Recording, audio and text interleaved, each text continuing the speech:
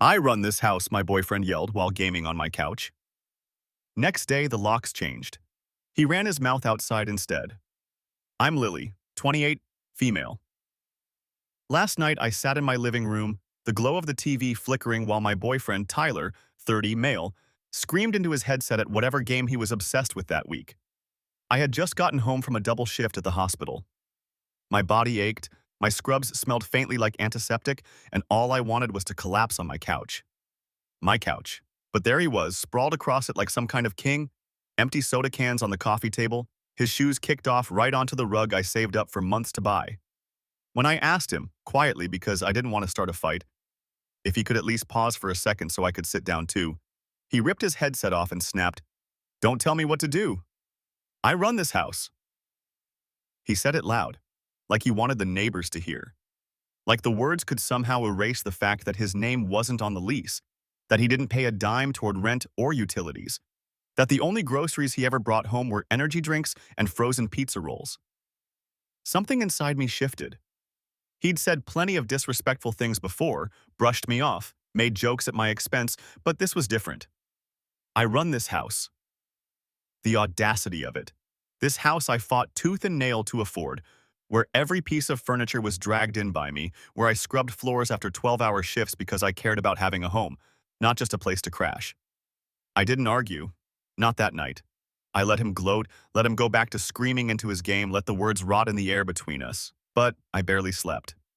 I kept staring at the ceiling, replaying his tone, the way he puffed out his chest like he owned me and my space. My stomach twisted with anger and something sharper, clarity. This morning, I called a locksmith. Watched the guy drill out the old lock and slide in a shiny new one. It clicked satisfyingly when I turned the key. Tyler was still at his buddy's place gaming the night away, no clue. I bagged up his clothes, stacked his sneakers by the door, and left his gaming chair outside on the porch. By the time the sun started dipping, I felt lighter. At 7 p.m., my phone blew up. Tyler was outside, pounding on the door, yelling for me to quit playing. His voice carried down the street. Neighbors' curtains twitched. And all I could think was, you wanted to run this house? Guess you can run your mouth on the sidewalk instead. And I swear, locking that door on him was the first time in months I actually felt like I could breathe. Tyler didn't just yell. He performed. That's the only way I can describe it. I stood inside my house, watching through the blinds as he paced the porch like some unhinged preacher. One minute he was slamming his fists on the door, the next he was shouting about how I was ruining his life, how I'd regret doing this to him. He kicked over the bag of clothes I'd left neatly by the door, scattering t-shirts and socks down the steps. His gaming chair tipped sideways into the flower bed. My neighbors, the Hernandez family across the street, stood on their porch whispering. Their little boy clutched his mom's leg, wide-eyed, while Tyler screamed like a banshee about how no woman puts him out. And here's the kicker. He started calling people, right there in front of my house. Put his phone on speaker, telling his friends that I'd gone psycho and locked him out of his home. I could hear the voices through the door, half amused, half egging him on. One guy even shouted, "Kick it in, bro!" My heart hammered. I had this flash of fear, imagining the doorframe splintering, Tyler storming in, me cornered. But then I remembered the locksmith telling me this new lock was solid steel, practically indestructible without power tools. And I had the police non-emergency number already dialed up on my phone. Still, I was shaking. Not because I wanted him back in, but because this was the first time I was seeing Tyler without the mask. He wasn't just lazy or careless or immature. He was dangerous in his entitlement. He believed the house was his. He believed I was his. At one point, he sat on the porch steps, cradling his head, rocking back and forth. He started crying, loud, dramatic sobs, the kind that carried across the street. Neighbors stepped outside to watch. Some even filmed. He noticed and turned it into a show. "She's heartless. I gave her everything." Everything? He gave me dirty dishes, empty beer cans, and nights alone while he gamed until sunrise. But in his mind, just existing in my space was charity. Then came the part that really made my skin crawl. He pulled out his phone again, called his mom, and put her on speaker too. I heard every word through the door. "Lily locked me out. She's gone crazy. You raised me better than this, right?" And his mom, of course, took his side. Lily, if you can hear me, let him in. Don't make a scene. This is embarrassing. I wanted to laugh. I'm the embarrassment, not the grown man screaming at a door he doesn't pay for, not the son who never left his mother's basement until I stupidly let him into my life. That's when I realized this wasn't just Tyler. His whole family had coddled him into this delusion, and if I gave an inch, he'd worm his way back inside, not just the house, but into my control. So I stayed silent, let him rant, let him cry, let him exhaust himself until finally, after 2 hours, he stumbled off into the night. I double-checked the lock and sat down on my couch. The silence was deafening, but for the first time, it was mine. I thought that would be the end of it. But I underestimated Tyler, and what he did next turned my quiet little rebellion into full-on war. Don't forget to subscribe. I thought Tyler would slink off, maybe crash on a buddy's couch, lick his wounds, and eventually disappear from my life. That would have been too easy. The next morning, I woke to the sound of tires screeching. My stomach dropped. I knew before I even pulled the blinds back. Tyler was parked crooked across my driveway in his beat-up Honda Civic, music blasting so loud the windows rattled. He wasn't even trying to be subtle.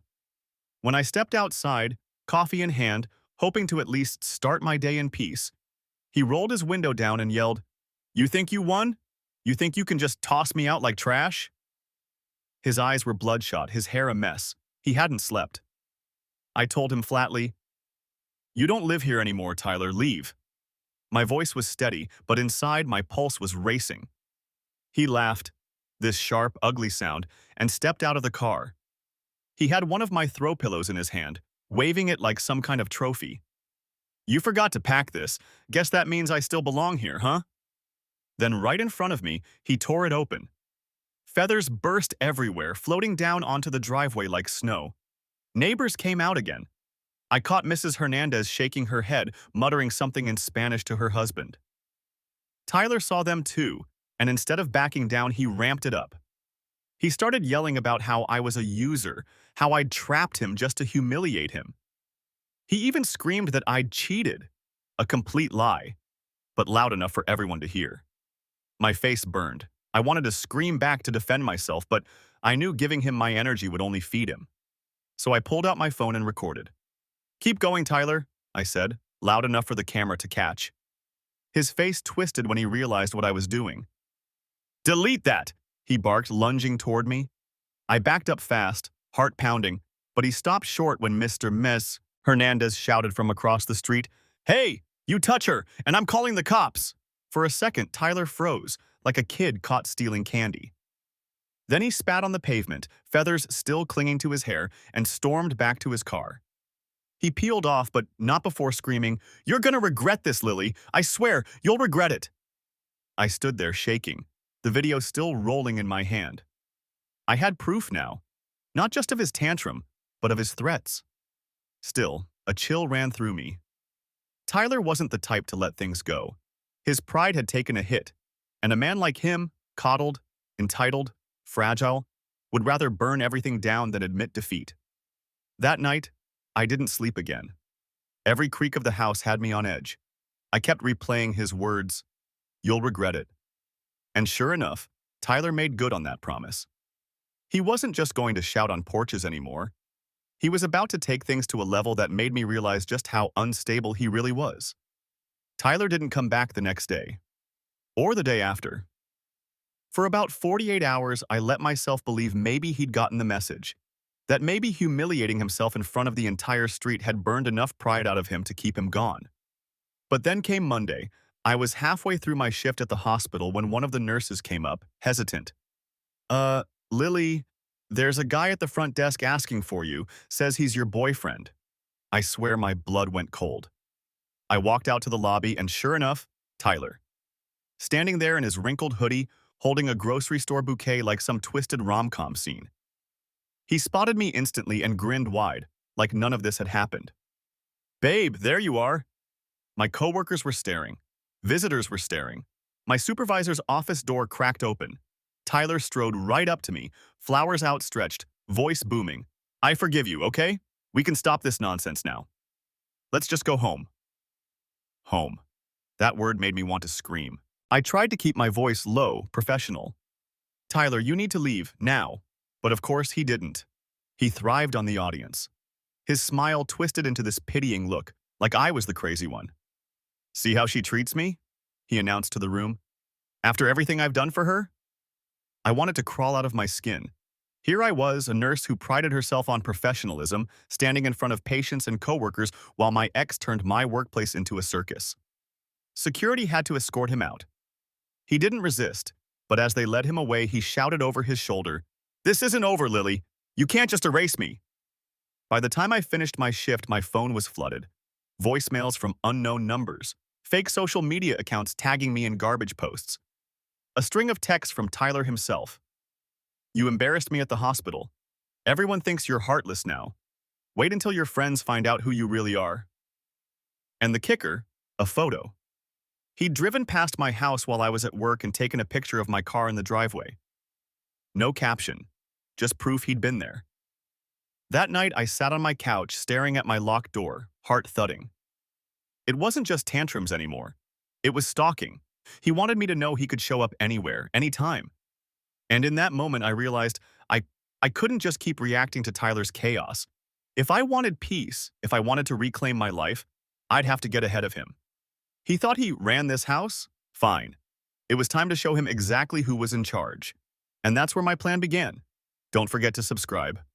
Update, holy hell, you guys. I did not expect my last post to blow up like that. I thought maybe a handful of people would read it and move on, but no. You all came in hard. I spent my whole lunch break at work scrolling through comments, laughing, crying, shaking my head. Some of y'all had me cackling. Girl, get a taser and a priest. Some of you DM'd me with resources. And a few, well, let's just say I'm not burning the house down, but the enthusiasm was noted. So, here's where things stand. Remember how Tyler made a scene outside my house and then shredded one of my pillows in front of the neighbors? Yeah, apparently that was just the warm-up act. Because 2 days later, he showed up at my job, my actual hospital, walked right into the lobby with a cheap bouquet like this was a Nicholas Sparks movie. I cannot describe how humiliating that was.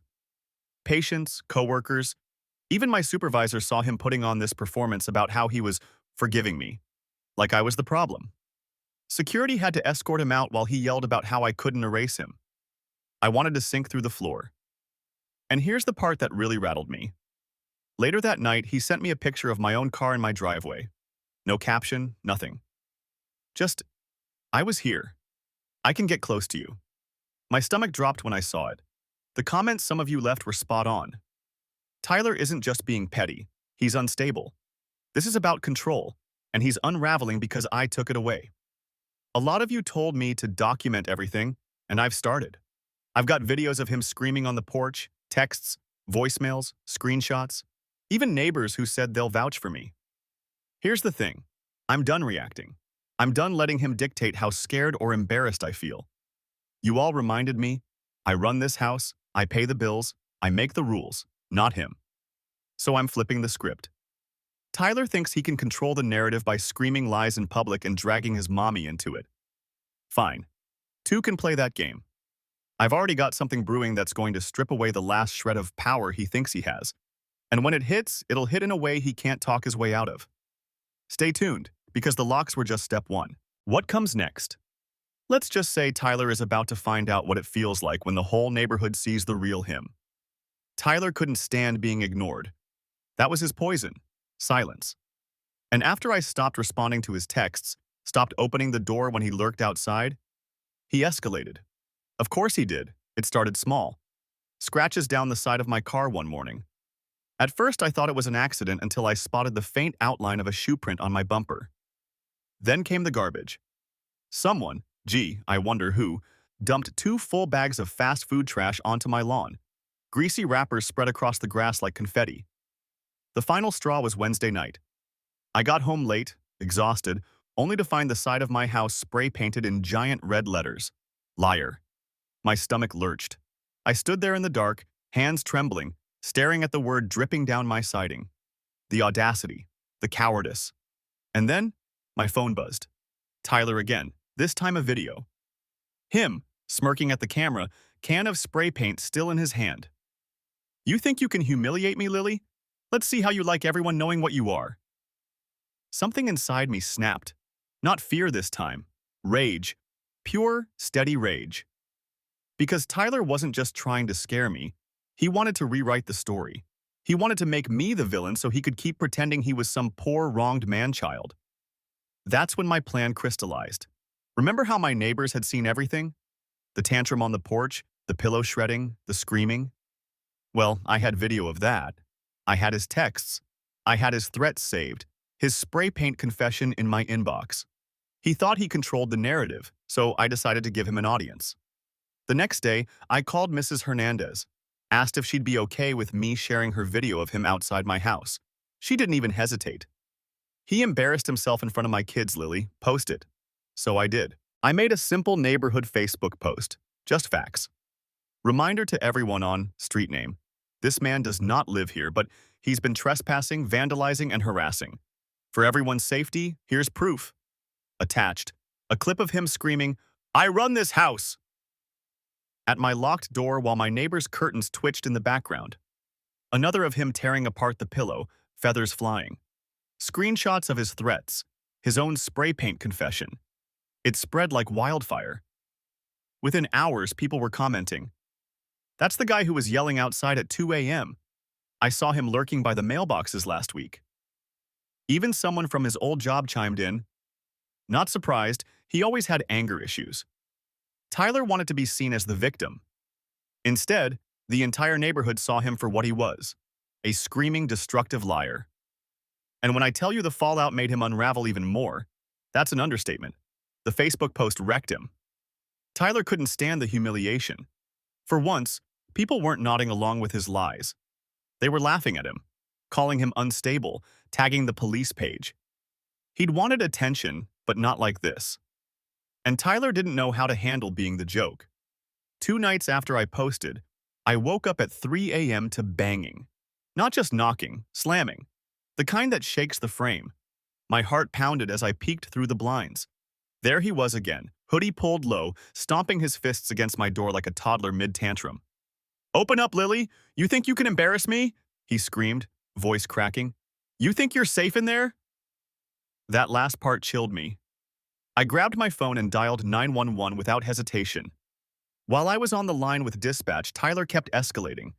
He picked up the bag of trash he'd dumped earlier and hurled it against my siding. He yanked at the doorknob like he really thought he could rip it open. Then came the ugliest part. He dragged his phone out and went live. I could hear him narrating, ranting into the camera about how I was abusive, how I'd stolen his home, spinning this twisted version of events while my porch light lit up his wild eyes. I stayed quiet, crouched behind the door, phone pressed to my ear as the dispatcher assured me officers were on the way. Every second felt like an hour. When the cops finally pulled up, sirens off but lights flashing, Tyler didn't back down. He kept the camera rolling as they tried to talk him down. "See? She called the cops on me. She's crazy!" He screamed into his phone, spinning around like he was the star of some reality show. But reality caught up fast. One of the officers recognized him from the neighborhood post. They told him flat out, "You don't live here. You're trespassing." Tyler tried to argue, saying his stuff was inside. I'd already placed every last thing he owned on the porch days ago, and the cops pointed right to it. Looks like she gave it back. Watching him deflate as they cuffed him was surreal. He wasn't some powerful bully anymore. He was a wreck, red-faced, screaming as they walked him to the squad car. "You'll regret this, Lily. Everyone's gonna see the truth." I should have felt relief, and in a way I did. But I also felt this gnawing dread because I knew Tyler. Jail wasn't going to break him. It was going to fester. And when he got out, he'd come back angrier, more reckless. That night, I sat awake replaying everything. The porch, the spray paint, the Facebook fallout, the live video.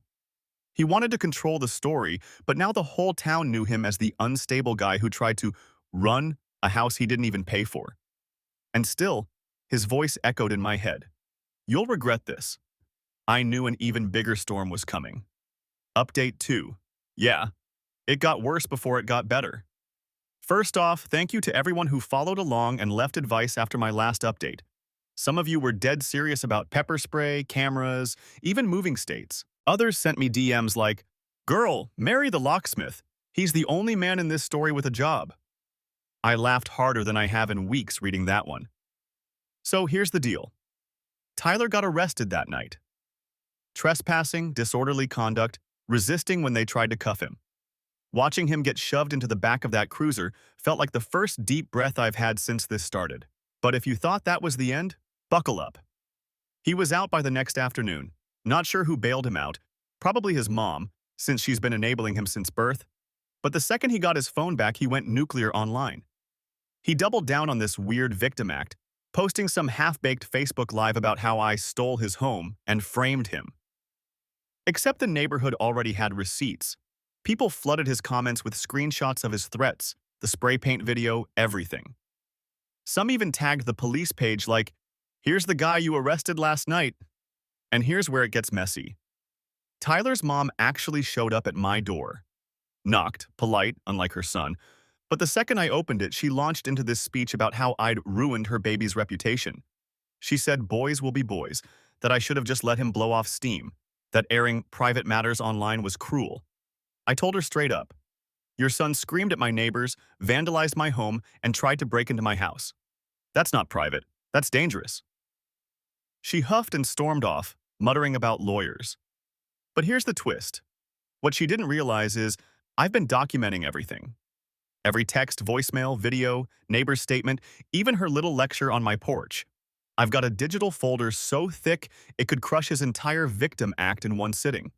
And honestly, that's the only reason I'm not losing my mind right now. Because the narrative isn't his anymore, it's mine. I've got the evidence, the neighbors, and, apparently, half the town on my side. I'm not saying I feel safe yet. Tyler's unpredictable, and guys like him don't just fade quietly. But for the first time, I feel like I'm not just surviving him. I'm cornering him. He tried to run this house. Now, he's running out of places to hide. Stay tuned, because the next part isn't about me defending myself anymore. It's about making sure Tyler finally learns what happens when the whole world sees him exactly as he is. Tyler couldn't stand being cornered. After the arrest, after the Facebook receipts, after even his own neighbors started clowning on him, he had nothing left to cling to but chaos. And chaos is exactly what he brought. It was a Saturday morning. I was finally letting myself relax, making pancakes in peace when my phone buzzed with a flood of texts from coworkers. "Lily, are you okay? Did you see what Tyler just posted? Oh my God, girl, check Facebook." My stomach dropped. I pulled it up.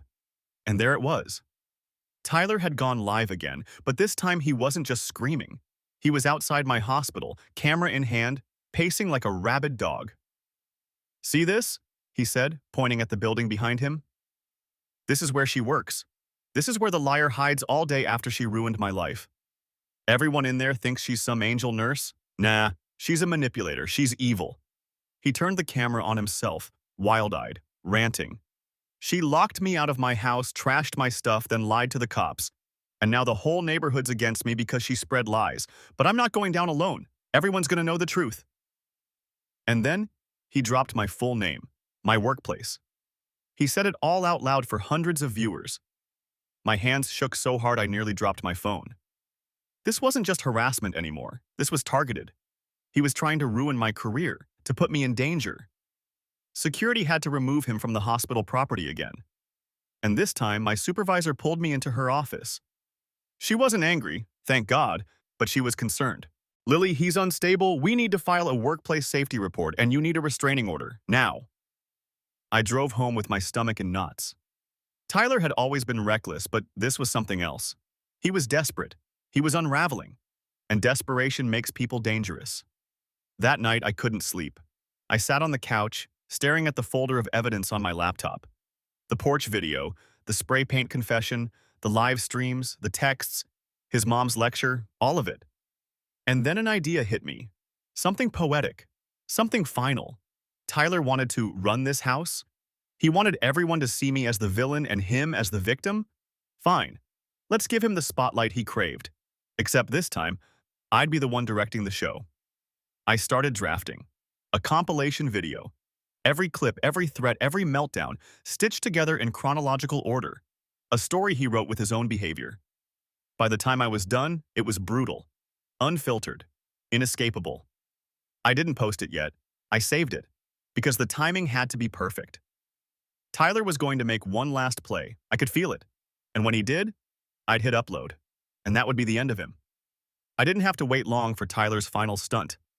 The following Friday, I came home from another grueling double shift to find my front yard lit up with flashing lights. 2 squad cars sat in the street. Neighbors gathered in clumps on the sidewalk. My stomach dropped before I even saw him.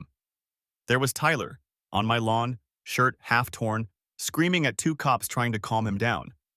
His Honda was parked crooked across my driveway again, trunk popped open like he'd come to stay. Scattered across the grass were his belongings, trash bags filled with clothes, his broken gaming headset, even his damn gaming chair strapped to the roof with bungee cords. He was trying to move back in. When he saw me, his face twisted into this manic grin. "There she is, my girl, babe, tell them I live here." His voice cracked as he tried to charge toward me, but one of the officers held him back. The audacity, the delusion. My hands shook, not with fear this time, but fury. Because here it was, his last stand, his final pathetic attempt to run this house, and I finally had everything I needed. While the cops held him, I pulled out my phone. No words, just action. I opened Facebook, uploaded the compilation I'd spent all week stitching together. Him screaming, "I run this house," at my locked door. Feathers exploding as he shredded my pillow on the porch. His spray paint confession, laughing into the camera. The hospital meltdown with flowers in hand. The live video where he dropped my full name and workplace. Every threatening text, every voicemail, every unhinged rant. I hit post. By the time the cops finally stuffed him into the back of the cruiser, my phone was vibrating nonstop. Comments, shares, tags. Neighbors chimed in, coworkers, even random people from town. This guy's been harassing Lily for weeks. I saw him at the hospital. What a psycho. Within hours, it spread beyond our street. People screen recorded it, reshared it, even made memes out of his "I run this house" tantrum. Tyler wanted to be the main character? Congratulations, he got it. Just not the way he imagined.